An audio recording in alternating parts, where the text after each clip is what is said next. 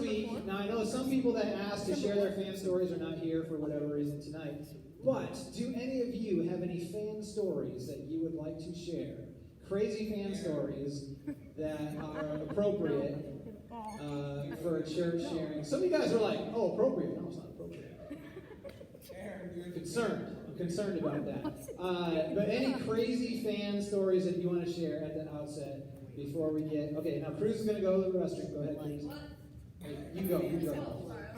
Come on, man. All right, but I see Wes and I see Isaac. Isaac's way back there. I can, with my feeble old eyes, barely see you. But I see Wes, so Wes is going to come first. Wes, come on, man. I love you, man. Everybody give a hand for Wes. Yeah, Wes! I want to say, although We should have waited and say laughed for after your story. What? I want to say, So although now you have a lot to watch. everybody All right, fan story, here you go. So one time I went to Colts training camp and I got T.Y. Hilton, if you guys know who he is. I got him to wave at me. Pretty great, right? What did you do to get away? wave at you. The crazy fan was Wes. Okay. Come on up here, Isaac. Come on. Share your story. I'm a little scared too. That's a good way. This is good. No, I'm not.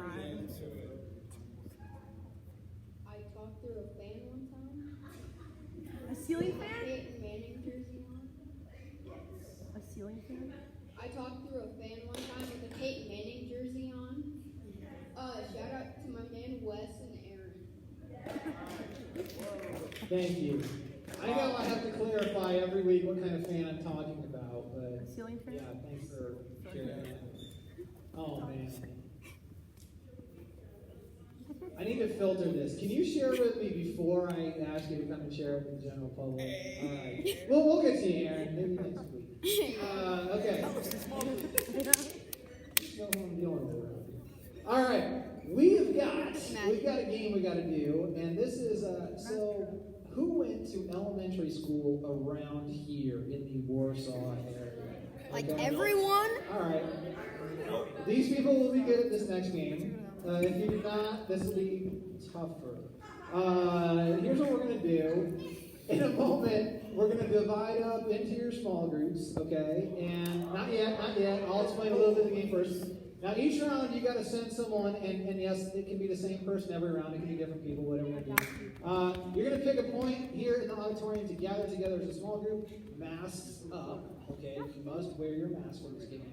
And you're going to send one representative up to the front. I'm going to give that one representative a mascot, a local elementary school mascot. I'm amazing. That they're going to have you. to act out without words, 0 words at all. They're going to have to act out this mascot. Now, here's the complicated part. When your group knows not only what this mascot is, but which school they represent, you as a group go to the school's location in the auditorium. All right? Now, I will run around the auditorium and yell the names of the schools and where they are, so you will remember this forever. All right, here we go. I'm ready. I'm stretched out for this. Here we go. All right, here we go.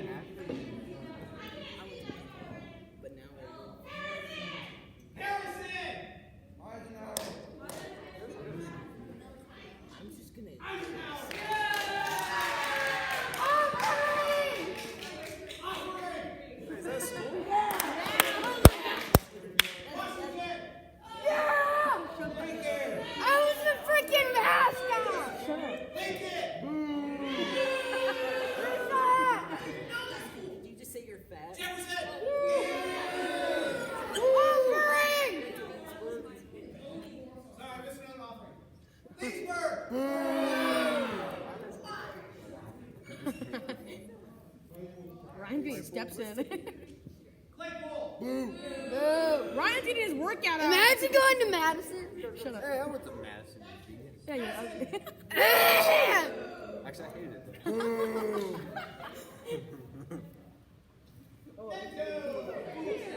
Metron is in a Warsaw school. I know. All right, mask up, everybody. Find a spot in the auditorium together as a small group. Send one representative up to the front, and I will show you what you're acting out.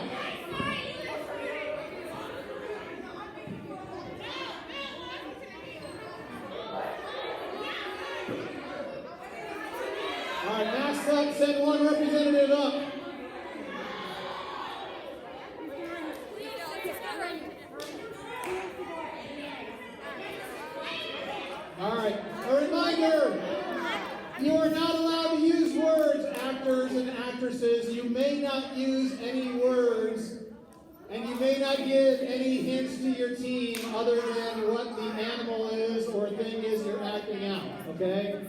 You cannot point to a particular place. All right. When you guys figure out what the not only what the mascot is, but the school that they're from, you as a group need to go to that location. Okay? All right. I need one representative from everybody up here. Come on up, everybody.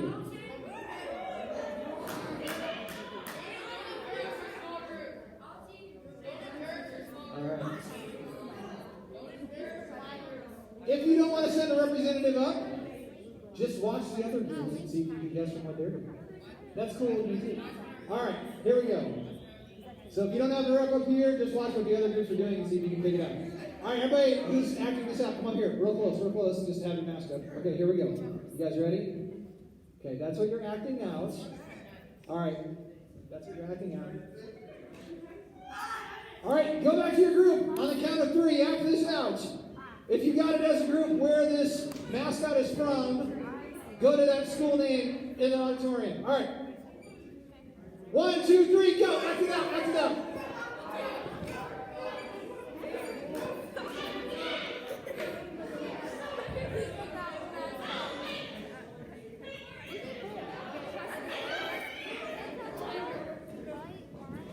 If you think you got the mascot, find out where they are from.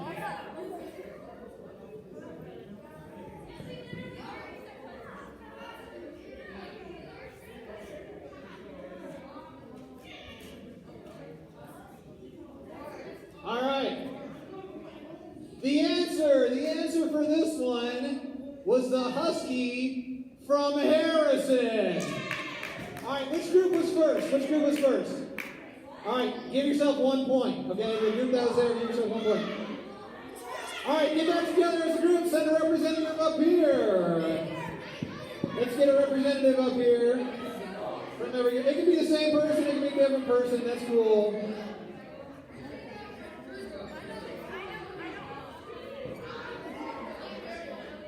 All right. You are not allowed to look at that. Thank you for ruining the whole game. You can switch, you can stay the same. It's up to you. All right. Next one. You guys ready for this?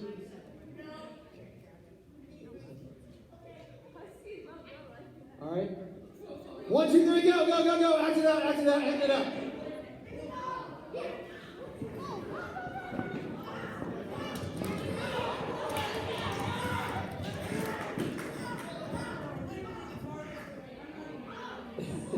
Part of this, yes, is where you decided to start. Sure.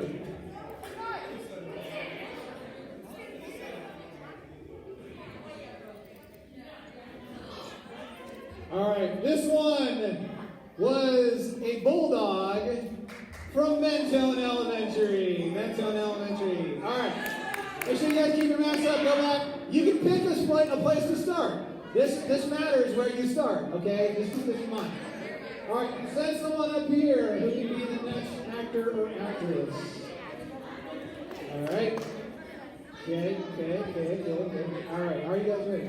Stop looking at things ahead of time, sir. All right, you guys ready? Okay, here we go.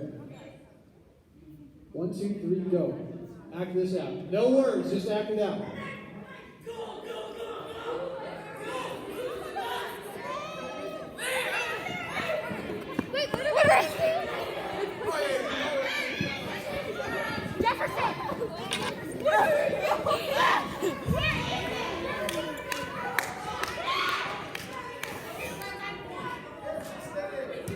Looks like some people are disputing where this is from. That's okay. We'll figure it out here in a second. All right. Okay, the end. By the way, who was the first team to get to Mentone? Who's the first team? All right, you guys get a point then for that one. This one, the mascot is the Knight from Claypool. All right, which was the first team there? All right, give yourself a point. Get back to your starting spot. Send a representative up. And we'll do the next one here.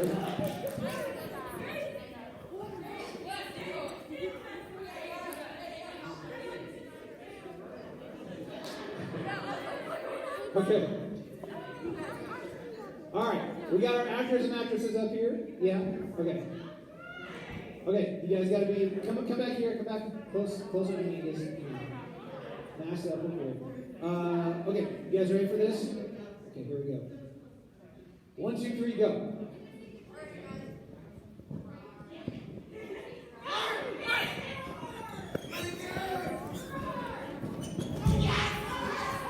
Easy on the wall.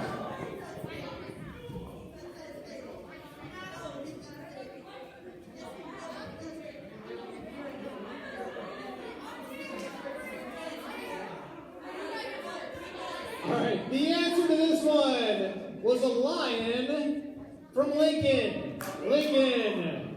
The Lincoln Lions. All right. First team, who's the first team there? Raise your hand. Give us a point. All right. It has to be the whole team. Whole team.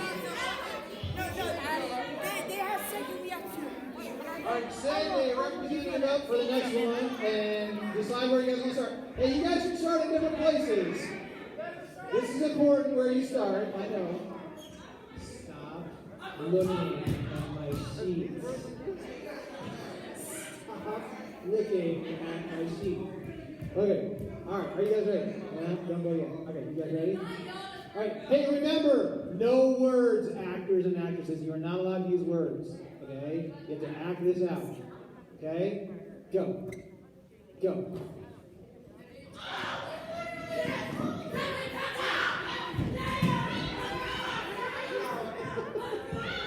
I'm having an advantage by being close to that one.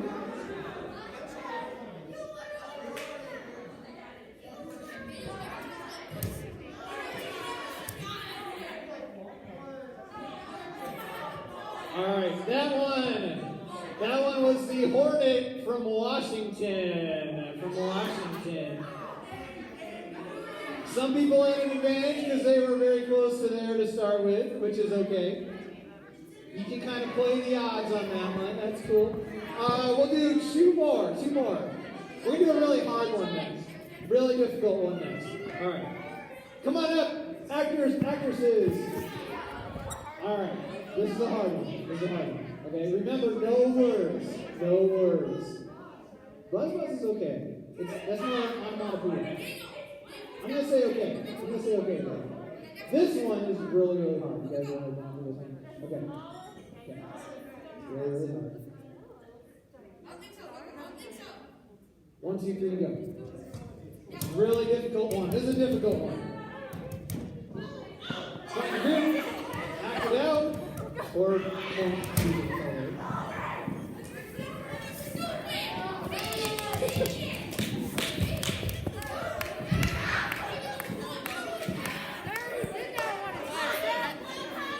Hey, it's not there. It's This one was, how'd you do? You okay? Okay. I would just be like, yeah. All right, this is the Blue Blazers from Leesburg. All right, we got one more. For you wonderful actors and actresses. You can't change my mind.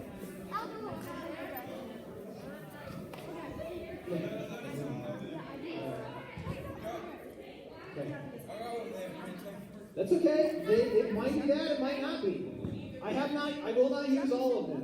They can play the odds. That's cool. All right. I will remind you though, your whole group needs to be there, not one person. Whole group, people. Whole group. We're a team around here, okay? There's no I in team. All right, are you guys ready? This is the last one. You guys are out of breath. Okay. Here we go. The tension is high. Okay. Here we go. 1, 2, 3, go. No words.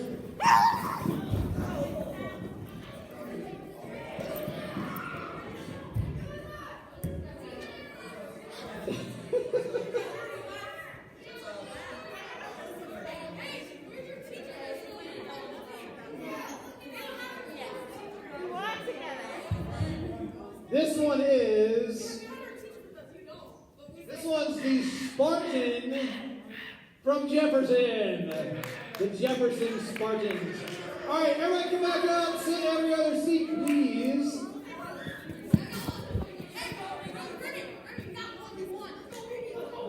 If you got more than 2 points, let me know.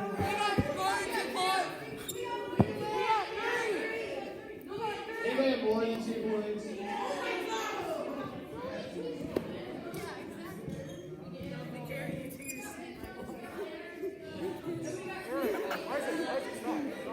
Okay.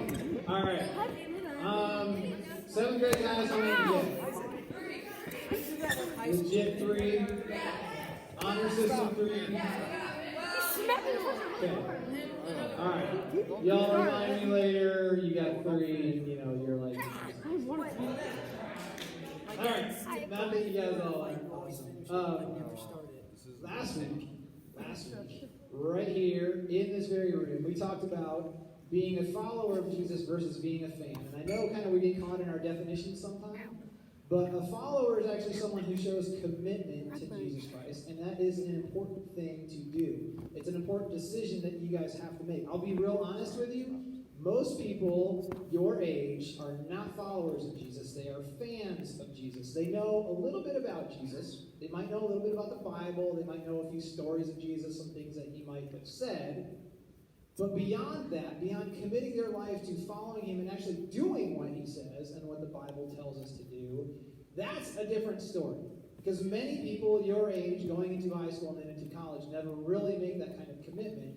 And what things tend to be like in college, if you are not a follower at that point, you are only going to stick in the fan zone for the rest of your life or abandon faith altogether. I hate seeing that happen, but that's the reality.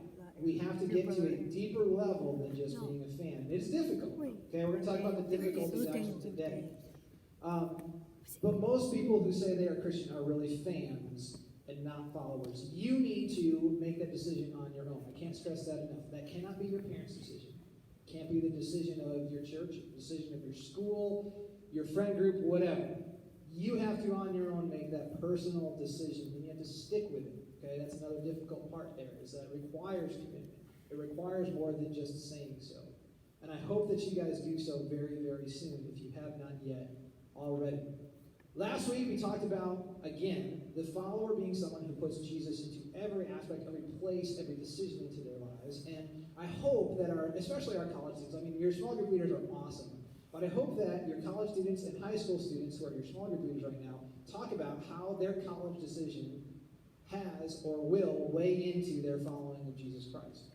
Other small group leaders can tell you about how their following of Jesus Christ weighed into other big decisions in their lives. But I want you to, especially during this season, learn a ton from those small group leaders that you guys have, because they have powerful testimonies, stories of how their following Jesus made them make different decisions than they would have made if they were just fans. There's people that, I know a little bit about Jesus, I've heard about Jesus, I've gone to church, I know maybe a little bit about who Jesus is, but I haven't really made that commitment. Now, things make Christianity difficult in life, okay? Some of the stuff you guys know about, all of this stuff you're going to realize in a very deep kind of level once you get across to college. But things that make Christianity difficult, I could think of 5 things just off the top of my head here. There are more things that can make Christianity difficult. But my big lesson here for tonight that we're going to look at in the Bible, and I want you to hear from the testimony of your small group leaders as well, is that followers of Jesus are still followers when things do get difficult. Fans are going to look at that and be like, okay, it's tough now, and I don't want any part of this. We know fans of sports teams that are like that, right? When things get really difficult, they're just like, I don't want to be a fan of this team anymore. They're really horrible. Now, I did find a video here that is a little bit cringy because it's a little kid who's a follower of a really, really bad football team here. But I want to show you just how someone kind of sticks with something even when it's really, really difficult, to set us up for what we'll talk about later here. Here we go.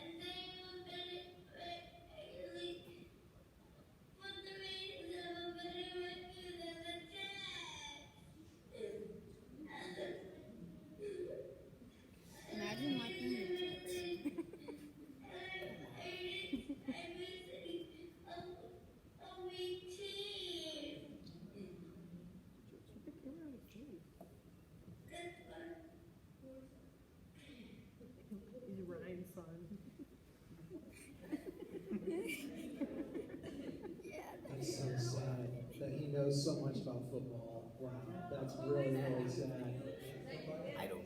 If you didn't gather that, he's a fan of the New York Jets football team.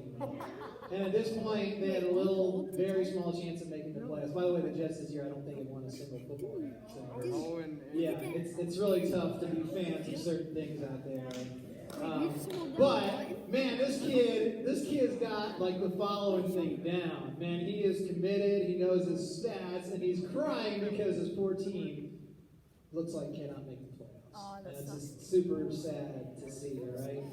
It's tough. It's tough being a fan of the Jets. It is difficult. You need to hear this. It is difficult to be a follower of Jesus. Okay, if you're in the fan zone of Jesus, you can deal with all the difficult stuff because you just sort of stick back and you're not really standing up for anything. But to be a follower of Jesus Christ means that you've got to take upon some of the difficult stuff that comes with it. And here's a few of the things that I could think of. One is being alone in your beliefs, okay?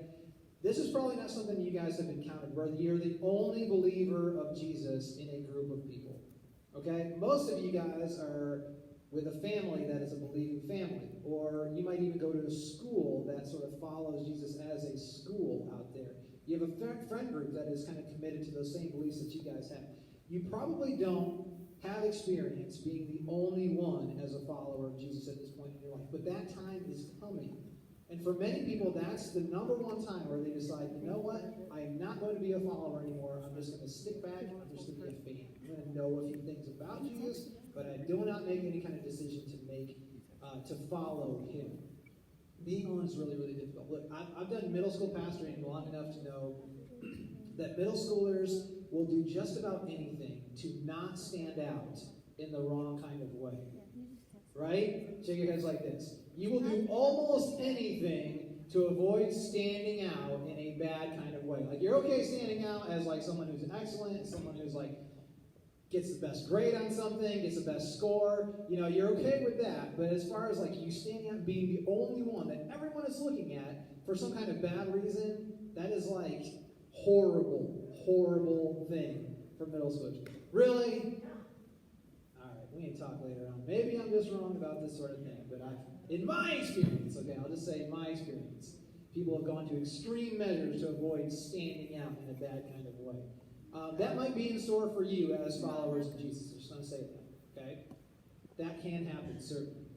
Being made fun of, this sort of accompanies the being alone kind of thing, but being made fun of, having other people say stuff against you as a follower can be a really, really tough time.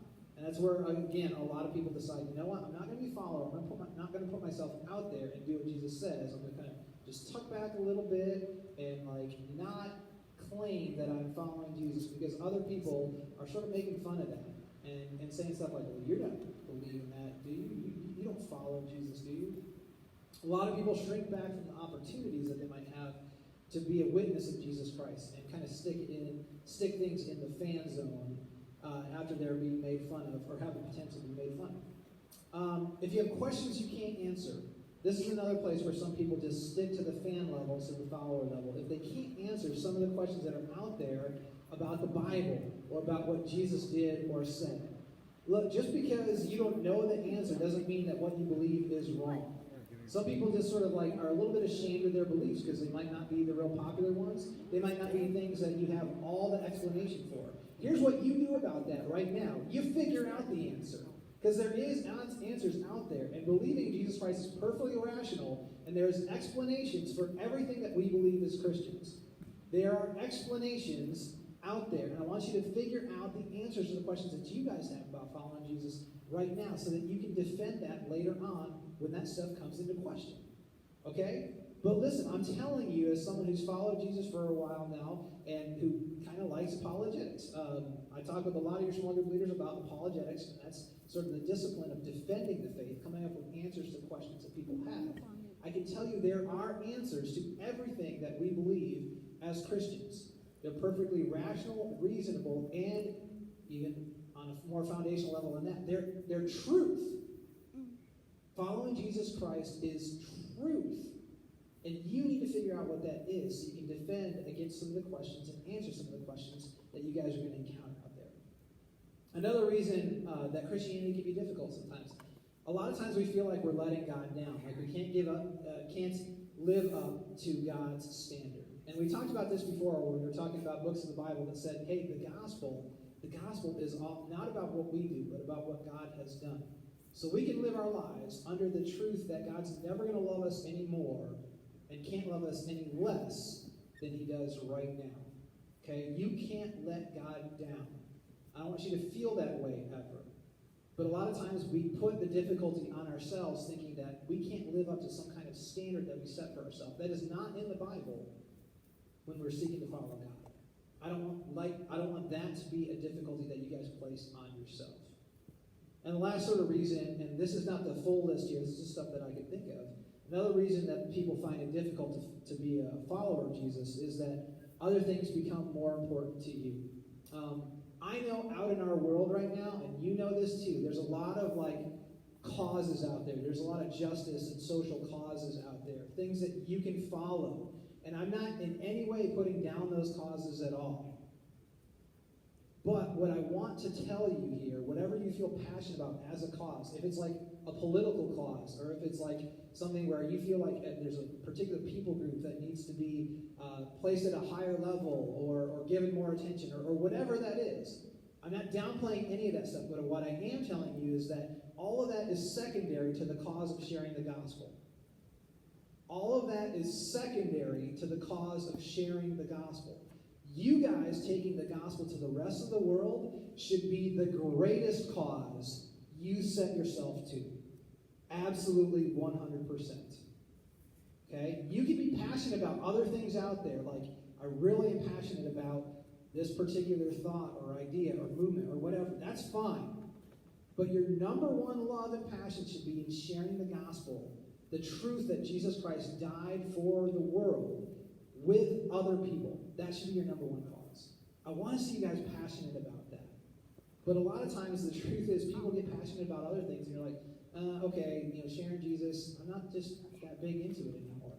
I found something else that sort of made me part of a community that I'm really believing in and that, sort of works off of my talents and abilities. That's a cool story, except a lot of times it means that the passion for the gospel is lowered because people's passion for other things is raised. I don't want that to happen to you guys. I want you to know that it is equally important today as it was when this Bible was written and the church was just starting, that we share the good news of Jesus Christ with other people, and that should be your number one cause. But it makes Christianity difficult sometimes when we don't realize that, when we place it second level. I need someone to pass out our Bible passage for tonight, if I'd get one of our small group leaders to do that. Okay, Paul. I got Paul. Actually, come on up, Aaron. I'll split it in half here. Thank you, guys. And as this is coming around, you guys, if you have your own pen, you can feel free to mark up these pages here, circle things that stand out to you guys. But we're going to look a little bit more at a passage from one of the Gospels, one of the stories of Jesus' life, what he said and did. This is from Mark chapter 8, verses 34 through 38. So I want to make sure that this gets out to everybody here first before we dive into this. I need to highlight it. Obviously.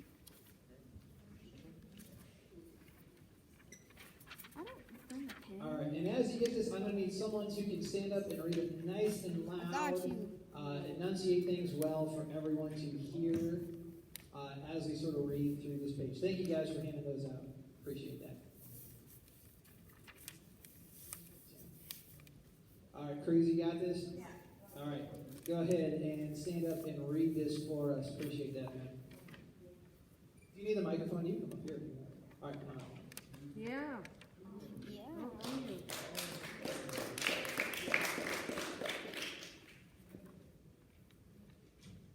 Mark 8:34-38.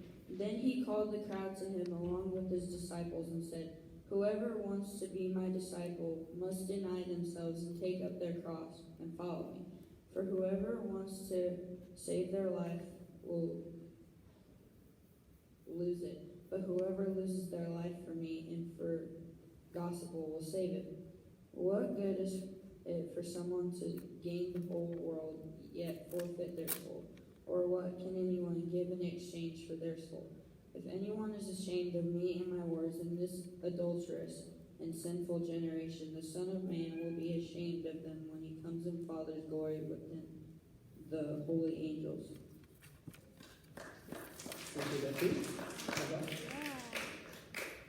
All right. I want to dive into a few particular things we got in this passage, like we did last week here. So keep this in front of you. First of all, I want to look at that deny themselves. You see where it says deny themselves in the third line of this passage here? Deny themselves. All right. In the original language of the Bible here, the verb for deny is an active verb. There's a way in Greek to be able to distinguish between active and passive verbs. This is an active verb, which means you have to be doing something, whatever this word is. It's not just like something that happens that you don't have control over, that you don't do. An active thing is the opposite of that. All right, so when it says deny yourself, it doesn't mean that this is just something that's going to happen automatically. If you're just nice to other people or live sort of like a selfless life, it doesn't mean that you've denied yourself, according to the language of the Bible. Denying yourself is an active thing that you have to do, and the Greek word for that is apar neomahi. Apar neomahi. Now, I want you to remember the neomahi part, because neomahi part will show up again a little later. It means you're actually saying something. Neomahi means you're saying something, you're declaring something. And the verb here for denying yourselves is the same word in the Greek culture you would use for if you were disowning someone from your family. Okay? So if you needed to publicly and legally state that my son, my daughter is no longer part of my family because they did something horrible and I'm kicking them out, you would deny them in the same way that it's saying you need to deny yourself in this passage. That's a serious thing, right? It's something you have to actually do. It's not something that just automatically happens. Denying yourself is making a claim on your own that you are going to be secondary to whatever this is talking about here. It's not going to come automatically. Denying yourself means you are saying, I am done with myself, and instead this is greater than me. It's a big, important, even legal term that we're looking at here for this, you guys. And denying yourself means you are secondary. And this happens first. There's an order to this. After you deny yourself, it says you take up your cross. Now, when the Bible says take up your cross here, and Jesus is saying this, we got to remember, Jesus says take up your cross before he was crucified on a cross. Right? That should be kind of mind-blowing, right? Jesus had not been crucified. None of the disciples or the people around him knew that he was going to be crucified later. Jesus uses this term, take up your cross. He's referring to this brutal execution method of dying on a cross that the Romans had sort of like instituted for people that they didn't like. And everybody understood when Jesus said, take up... Okay, when Jesus would say, take up your cross, that gives an image to everyone listening, like, oh man, it's like you have this burden, and the end of it is your death. What Jesus is sharing with his people listening here, the picture he's painting for them, is that it's going to be really, really difficult. And you might even die for this cause. When he says take up your cross, it means it's going to be tough, and it might be the end of you. And I want to tell you guys, following Christ might be difficult, and it might be the end of you as well. So the question is, do you have the guts and the perseverance to make that your cause anyway tonight? Because that's what Jesus wanted to be real clear with everybody in this time and for us later on, that that's what it could be, guys. When we take up our cross, there is a burden to following Jesus. Saving versus losing your life in here. I want to look at that one here too. It says, what good is it for someone to gain the whole world, yet forfeit their soul? And right before that, in verse 35, whoever wants to save their life will lose it. Whoever loses their life for me and for the gospel will save it. What it means here, what Jesus is talking about, is that you need to do whatever it takes to follow the gospel and present the gospel to other people, even at the loss of your own comfort. A lot of times people will tell you in some kind of way or other that the goal in life is just gather up as many comforts as you possibly can, and then you sort of like win the game. What Jesus is saying here is that, you know what? Not only is that not the goal or the purpose here, but the more comforts that you have, the more stuff you sort of gather for yourself, the worse it becomes for you. It's leading you down a spiritual death path here. What good is it for you to gain the whole world yet forfeit your soul? It's becoming more difficult for you the more comforts that you have to follow Jesus Christ. So again, it's going to be difficult because it's going to mean denying some of the comforts that you could get, some of the things that you could have in following Jesus. This is all really difficult stuff. It's like Jesus sort of given this crowd sort of the bottom line, toughest case scenario they might have to endure in order to follow him. And that's what you guys need to hear too. It should not be easy to follow Jesus Christ, you guys. If it's too easy to follow Jesus, you're doing something wrong. I'll say it again. If it's too easy following Jesus, you're doing something wrong. And my big fear is for you guys to encounter a whole world after high school graduation where it's difficult to follow Jesus. And because you never had experience following Jesus through difficult times, you're going to think, oh man, I'm done with this. You got to have perseverance, you guys. So I want to build that up in you guys before you hit that high school graduation point, so that you guys know a little bit of what it's like to encounter difficulty in following Jesus in the future. Now, there's more to come here, and that's what Jesus is saying. There's a spiritual sort of component here to your following Jesus. The last verse there. If anyone is ashamed of me and my words in this adulterous and sinful generation, the Son of Man will be ashamed of them when he comes in his Father's glory with the holy angels. That's serious, right? It's like Jesus saying, you know what? If you're going to be ashamed of me, if you're not going to speak truth that I have given you, if you're not going to claim me when it's difficult to do so, well, someday that shame is going to be revisited back on you. That's really, really tough to hear, you guys, because whenever I read this, I'm like, oh man, have I been ashamed of Jesus? Because this kind of hits me in the face, and it makes me sort of think, do I need to step up my game in not being ashamed of the gospel, sharing that with other people my number one cause in life? Now, remember I sort of shared that Greek term earlier about denying yourself, aparneiomehi? This is actually used as well in a similar kind of way, where Jesus says in the last word, if anyone is ashamed of me and my words. What the Greek term is that for being ashamed is epahi skounomehi. That means may be ashamed. And what he says in Son of Man will be ashamed, he says epahi skounomehi yo. That's all Greek stuff, I realize, difficult kind of to follow.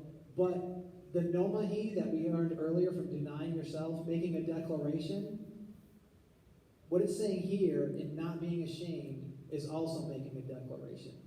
What it's saying here is if you make a declaration that you are not going to be a follower of Jesus Christ, if you are ashamed of following Jesus Christ to other people, he will be ashamed and make a declaration of himself being ashamed to you. The reason I point this out because I want you guys to, at some point in your life, if you have never done this before, I want you to make a declaration. I want you to make a stand, and I want you to make a public statement to other people. This is what I'm about. I am a follower of Jesus Christ. And there's a couple ways you can even do this with the church, right? How many of you guys have been baptized out here before? Lots of you guys have, which is awesome, okay? Baptism is going to be rolling around again here in February, I believe. You're going to have a chance to do that. If you've never been baptized before, I highly recommend you do that. That is stating publicly here what Jesus is wanting you to do. Okay? It's stating that this is what I'm all about. I am a follower and not just a fan. But I want you guys to have some kind of experience where you have stated what you believe and who you are following here. Because Jesus says that is important. Jesus says in order to follow me, you have to make a statement here. And it is going to be difficult living up to that statement. I want you guys in your small groups to kind of tear apart this passage as well as another one that you guys are going to be looking at.